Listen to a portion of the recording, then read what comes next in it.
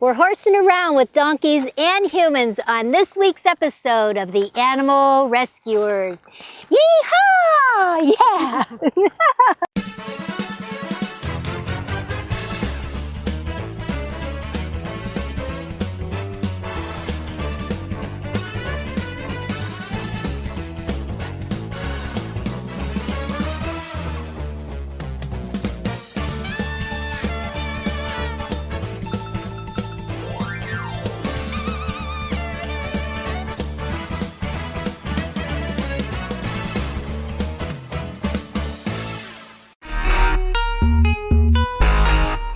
Diane, this is so thrilling for all of us here at the Animal Rescuers because this is a very different and unique approach to animal rescue.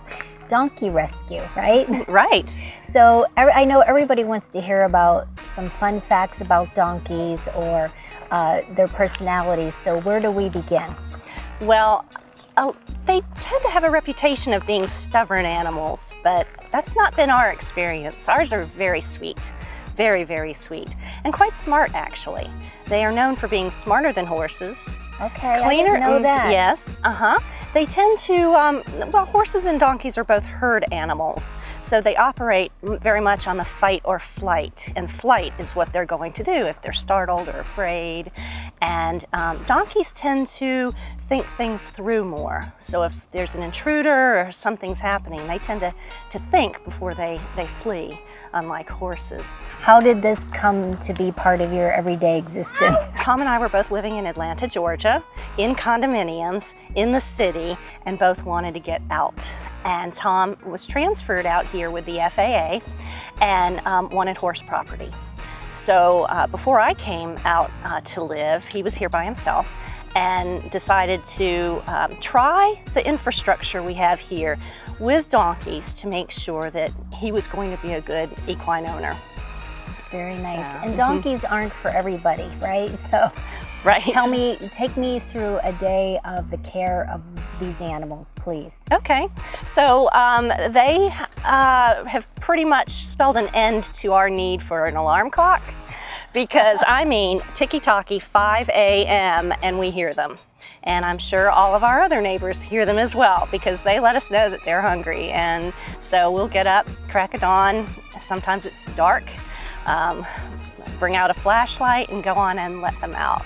So they're very easy. All we have to do is open a gate, and we've already put the hay out for the morning feeding. So you have not only two beautiful donkeys, but I also see two horses out there. So how do they intermingle with each other? Well, a lot of people will have a donkey to keep their horse company, because being both equines, donkeys and horses tend to be good companions. And ours are pretty good as well. Our mare, the red roan that we have there named Scarlet, she's definitely in control. So she let them know she's boss. Right, you can't feed the same amount of food to a horse that you can to a donkey. That's right, that's right. Most people overfeed their donkeys. And I mean, they've been surviving in the wild for thousands of years, eating pretty much just sticks. So every now and then we'll give them a snack of some branches, and they love that. But so twice a day, the donkeys get half a flake of hay. And we also will occasionally do a fly supplement to try to ward off any flies and all that. But the horses get a full flake at night and in the morning, as well as grain. They need grain. And are they territorial animals? Like, I know if you have a bunch of dogs and you're feeding them, they tend to fight over their food. Is that the case with the donkeys and the horses? It hasn't seemed to work out too much like that, although the mare will move them around. So in a herd mentality with equines, whoever moves their feet first is lower in the pecking order. And yes, Scarlet makes everyone move their feet. So she moves them around the hay out there when they're feeding together. Okay, and is it male and female that you have here? No, there are two females. Okay. And so we won't be mating any. No. Okay. Yeah, and our horse is a gelding. So okay. Yeah, he's yeah. So there won't be any mules all of a sudden. And look, he's eating a stick. That's what they eat? Yeah. That's not, well, I mean, we feed them hay, but in the wild, yeah, they'll be fine on sticks. Because that might be something for my diet. I mean, just chew on a we stick. could all, yeah, we could all benefit from that. Can we go in there and see them and interact? How do they act with human beings? Oh, they love it. They love it. They love to be groomed. Okay. They let us pick up their hooves and check to make sure they're healthy. And in the summer, we have to spend a lot of time getting their winter coat off of them. So they love to be. Hello there. Yes. You'd heard that we want to see you, didn't you? Yeah, that's Mia. Mia. Oh, that's right. Their names are Mama, Mia, correct? Mama and Mia, because Mama is the mother of Mia. The man who got Mama from Bureau of Land Management, BLM, didn't know she was pregnant. So he had one donkey and she kept getting bigger and bigger. And then he discovered why. So she had a baby. And so when we adopted them, the original owner insisted that they be adopted together. And you do this with your husband. Yes. Which is Tom, and we're going to meet Tom. Yes. In fact, I think we'll have Tom take us in there and tell us what he does with these animals on a daily basis for caring, grooming, feeding, and let's go. You ready? Come on with me.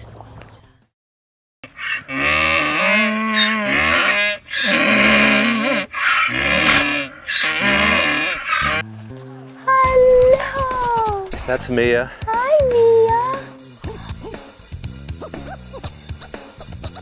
Tom. Okay. So you said this is Mama? This is actually Mia. This is Mia. This is the daughter. This is the daughter. Oh, she came right over when I called her. Are they that friendly? They're very affectionate. They're very curious, I should say. I don't want to give them human characteristics, but they're very curious. Well, you can, and tell me some of their personality, if you would, since you deal with them. Well, this is Mia, and she is the one that was born, actually, after the adoption. So she's always had contact with humans for her whole life.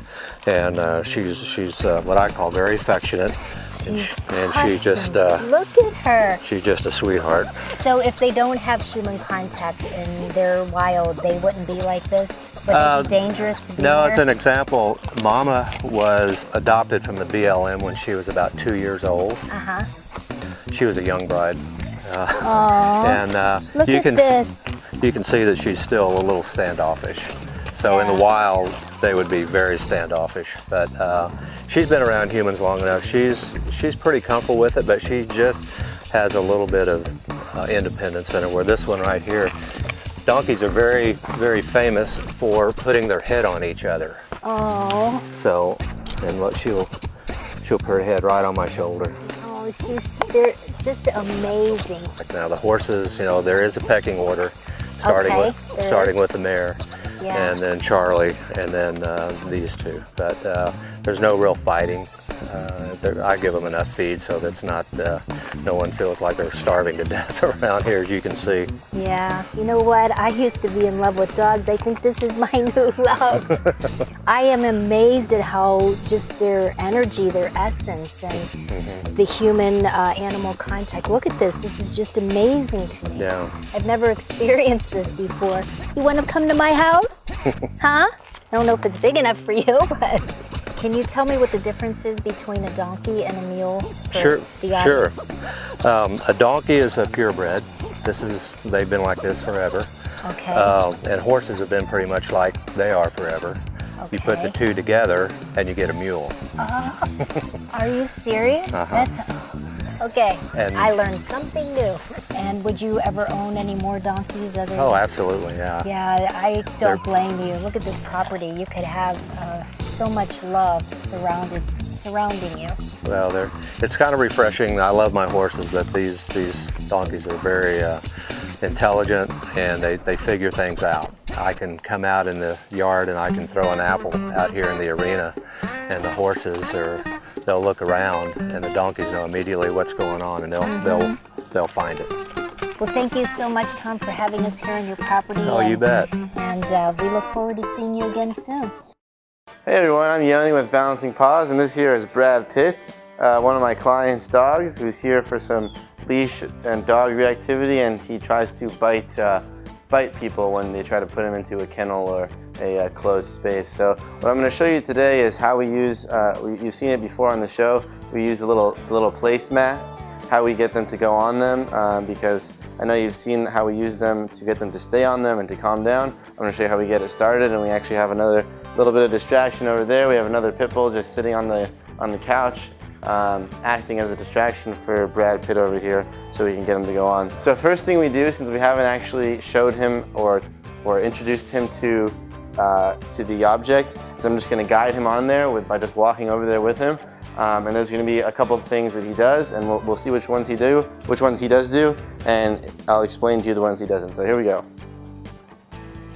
If he does what he just did and he doesn't try to get off of the placemat, we're going to reward him by saying the word place and also giving him a little pat on the head and telling him he's a good boy, because we want him to learn that the word place means to actually be on this place and not anything else like trying to fight to get off, or being halfway on or anything like that. So it's kind of doing it step by step by step, and after he's been on it for a while, we'll take him off by releasing him. Okay, give him a little bit of a release word. You can use okay, let's go, whatever your heart desires. So there's all types of different ways to do it. So now that we've done it with him once or twice, we're going to take him on one more time, place, and if he gets off right there, we're just going to lift up and very gently lift upwards, and once he goes back into our positioning, we loosen that leash and let him know that that's exactly what we wanted. We can give him a little bit of affection and move away from it. So, and I don't know if you noticed, but she just sneezed and he gave a little bit of a quick movement. So that's what we're doing here, is showing him that it's unnecessary for him to get so nervous around things like just a simple sneeze or somebody coming in through the door. So this can help with all types of things, especially what he's here for is going into kennels, because we could teach him that the kennel is just like any other place. I'm Yoni with Balancing Paws, and I'll see you next time on The Animal Rescuers.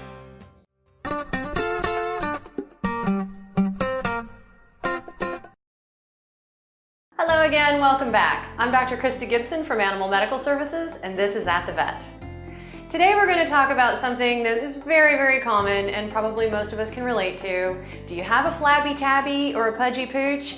Obesity is not just an epidemic in humans, it's an epidemic in our pets as well. Over 88 million of our pets are considered to be overweight, and 30% of them are obese. There are several reasons that this seems to be happening, but probably one of the most prominent is that we have gotten so used to seeing all of our pets being overweight that fat is now the new normal. We don't even recognize when our pets are overweight because we don't know what normal looks like. A recent study showed that while 80% of our pets are overweight, only 20% of owners perceived their pets as overweight. Carrying all those extra pounds is bad for us, and it's also bad for our pets. Kidney disease, heart disease, lung disease, and exacerbation of arthritis all happen when we're overweight. In addition, any anesthetic procedure, if your pet is overweight, it automatically makes them at a higher anesthetic risk than an underweight or normal weighted pet. So what do you do when your pet is overweight? Well, the equation is maddeningly simple. Calories in, calories out. If your pet is eating too much, it's gaining weight. If your pet is not getting enough exercise, it's gaining weight. So how can you reduce the calorie intake? Well, you can increase your exercise, and not only is that good for your pet, it's good for you too. You can also put them on a lower calorie food, or if you really need to, you can see your veterinarian and get a very calorie restricted food. Probably the main pitfall that we all run into though is treats. Just like with us, it's really easy to snack, and we love to show our pets we love them by giving them stuff that they enjoy. But you can help change that by giving them better treats. Broccoli, carrots, Cheerios, those are all very good low-calorie treats that you can still have the ritual, handing them something they enjoy, they get excited, everybody's happy, but you're lowering the caloric intake. If you have a seriously overweight pet, see your veterinarian and they can get you on a prescription diet that is extremely calorie restricted, and that will help your pet lose weight with a lot less effort on your part. You just measure their food, their calorie level goes down, and with time, they will lose weight.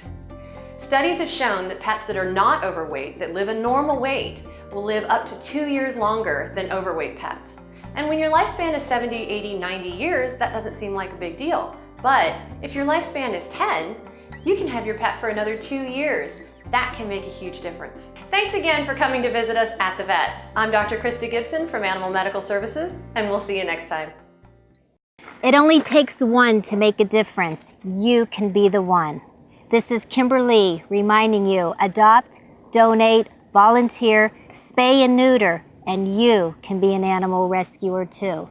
Mama Mia and I will see you next time, huh, baby?